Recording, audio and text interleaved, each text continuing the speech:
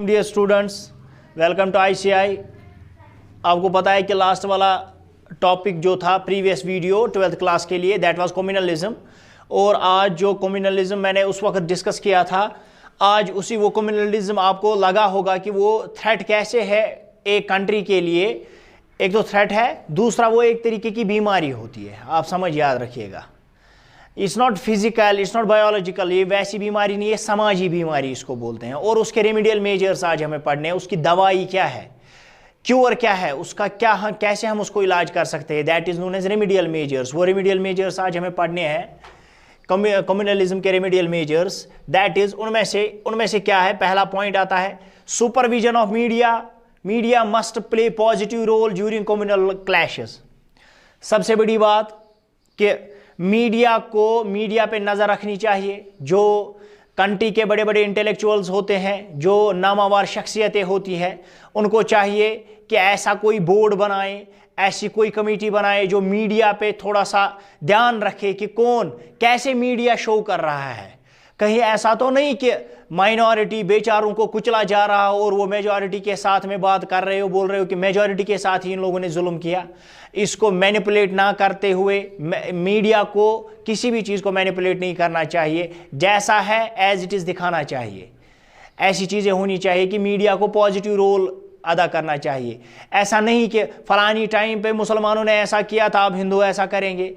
अब हिंदुओं ने फलानी टाइम पे ऐसा किया था तो आज अब मुसलमान ऐसा करेंगे। वैसा कुछ नहीं होना चाहिए। मीडिया पे पूरी तरीके से नज़र रखनी चाहिए और एक लॉयल लोगों का ग्रुप होना चाहिए जो मीडिया पे नज़र रखता होगा।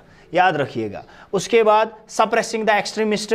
Government must use authority and power in suppressing communal riots.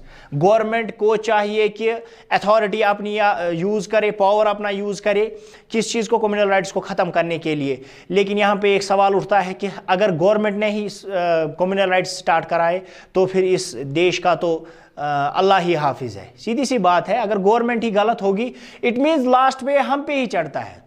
ये people of the country decide करते हैं कि अगर हमें कम्युनल लोगों को सत्ता में लाना है तो वो भी हम ही तक है, हमें अगर सेक्युलर लोगों को लाना है वो भी हम ही तक है।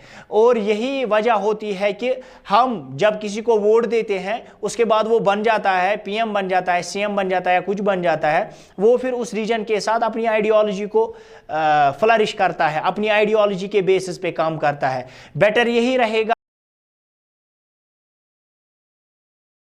टाइम सेक्युलर इंसान को चुनना चाहिए। ऑल द टाइम इंसान को ऐसे नेता को चुनना चाहिए, ऐसे एमएलए को चुनना चाहिए, ऐसे लीडर को चुनना चाहिए, ऐसे रिप्रेजेंटेटिव को चुनना चाहिए जो लोगों की खैर ख्वाही करता हो, जो हर किसी धर्म को सम्मान करता हो, हर किसी धर्म को इक्वल ट्रीट करता हो। ये लास्ट में हम लोगों तक ही होता है। आई होप इंशाल्लाह in upcoming years our country will move forward. उसके बाद क्या होता है, special courts.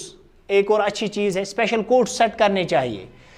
Special courts set करने चाहिए, इनके लिए अलग से कोर्ट्स होने चाहिए। ऐसा नहीं कि 50-60 हज़ार केसेस अभी कोर्ट में है, उसके बाद इस केस जो कम्युनल राइट का केस है उस तक पहुंचने में 15-20 महीने लगते हैं या साल 2-3 साल लगते हैं। वैसा कुछ नहीं होना चाहिए। इसको इंस्टेंटली, अगर किसी ने भी कम्युनल राइट्स कराए, इंस्टेंटली उसको सज़ा मिलनी चाहिए, इंस्टेंटली उसको सज़ा मिलने चाहिए, with in fractions of days उसको सज़ा मिलनी चाहिए।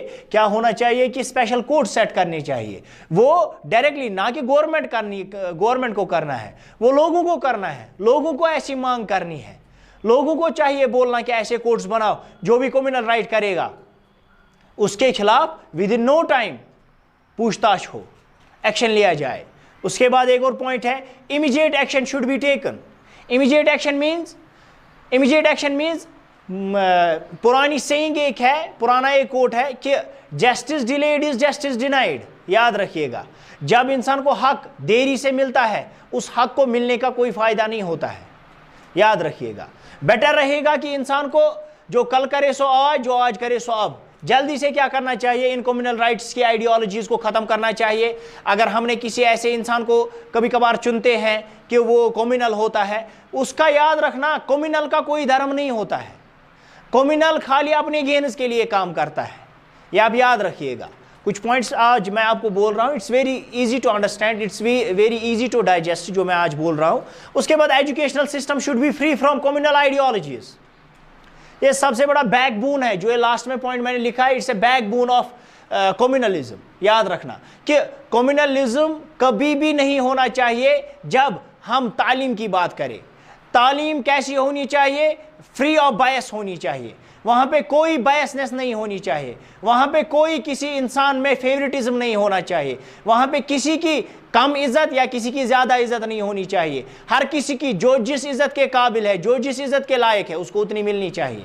हमारी बुक्स हमें डेवलपमेंट सिखानी चाहिए, ना कि कास्ट पे लड़ना सिखाना चाहिए। हमारी बुक्स हमें रिलीजन, हर कोई रिलीजन पीस का पैगाम देता है, अमन का पैगाम देता है, लेकिन एक्सट्रीमिस्ट लोग क्या करते हैं? एक्सट्रीमिस्ट को बोलते हैं उर्दू में कट्टर।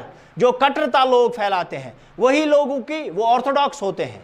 उन लोगों में इल्म की कमी होती है, ऑनेस्टली स्पीकिंग उनमें इल्म की कमी होती है, जो किसी को बोलते हैं कि नहीं हमारा मजहब ठीक, आपका मजहब ठीक नहीं है। यार कैसे ठीक? हर कोई मजहब इट्स मेड बाय गॉड, अल्लाह, याद रखिएगा। उसके बाद और अल्लाह कैसे करेगा ऐसा? आपको लगता है कि अल्लाह ऐसा हमारे लिए नुकसानदेह हो सकता है कि किसी समाज को अच्छा मजहब दे, किसी को बुरा मजहब दे? नहीं, हर कोई मजहब इंसानियत के लिए है, मजहब इंसानियत के लिए है, याद रखिएगा। उसके बाद एजुकेशन सिस्टम के लिए भी मैंने बोला communal riots should be banned at once. ऐसा क्यों ना हो, जैसे रेप्स पे बात होती है, जैसे कत्लो गारत पे बात होती है, जैसे चोरी पे बात होती है, जैसे हर किसी सोशल इविल पे बात होती है, ऐसा क्यों ना हो कम्युनल राइट्स को एक ही साथ खत्म किया जाए।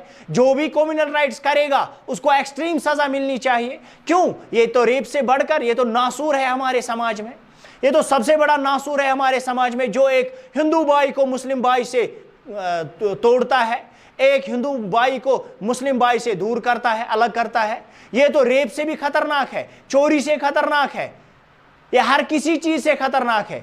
सो आज जो हमारा टॉपिक था it was very easy to understand, और मेरे लिए भी इजी ही था बोलना आप लोगों के लिए, क्योंकि ये उतना टफ नहीं है।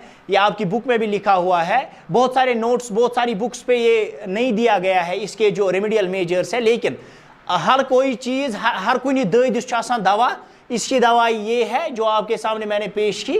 आप पूरा बोर्ड देख सकते हो, जो भी मैंने यहाँ पे आपके सामने पेश किया। होप आप सबको अच्छे से समझ आया होगा, आई होप सो।